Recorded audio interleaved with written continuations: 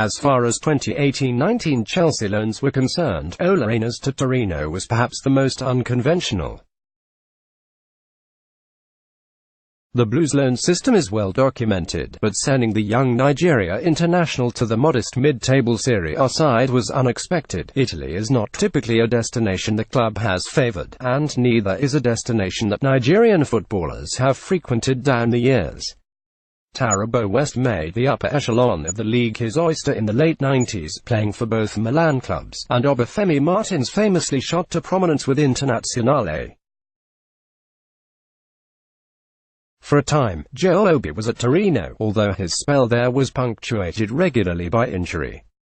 Still, as a choice, it is far off the beaten path. Editors picks no Copa, no GOAT.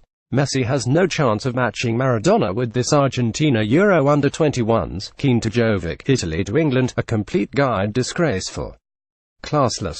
That's exactly what the reaction to USWNT's 13-0 win has been. Premier League fixtures released Man United Chelsea.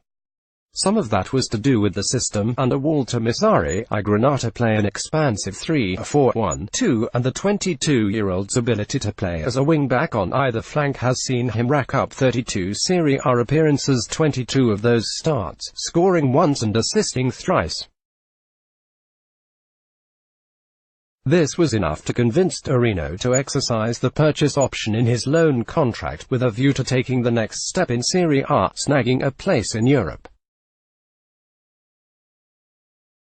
Interestingly, no team outside the top two lost fewer matches overall, but, especially on the road, Mazzarri's side struggled to turn draws into victories, tying a staggering 15 times 39% of their league fixtures.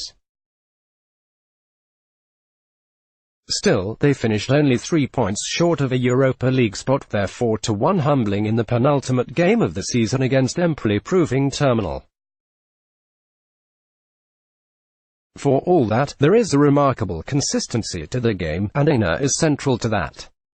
Torino are a physical side based around hard-running aerial duels. They won 22.5 aerial duels per game last season, second in volume only to Cagliari, and direct attacking, 14th in average pass completion, 9th in average possession. Aina, coming in marginally under 6 feet in height and burly, fits the club's ethos perfectly.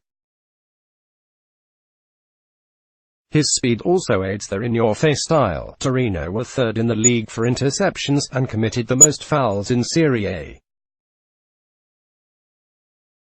If Torino are to make the jump into the European places, they will need to up their attacking output while maintaining defensive solidity. Aina, eminently capable going forward, will be important to that. It certainly makes the change from Chelsea, where talent has come to be treated almost with a complacent shrug, and where, even with a looming transfer ban, there is still no clarity as to what the composition of the squad will become August. Whereas it seemed like it might open a window of opportunity, Aina opting to not wait around anymore is almost a pointed message, and an embracing of the wisdom in taking the bird in the hand. With his future squared away, this bird is now expected to take to the sky, starting in Egypt next week. Nigeria's hopes at the Africa Cup of Nations rest entirely on a young, exciting crop, and while his versatility on either flank means he is the first deputy for left-back Jamilu Collins, recent reports suggest Aina has earned the starting berth at right-back. It has not always been apparent that he should have that spot, however.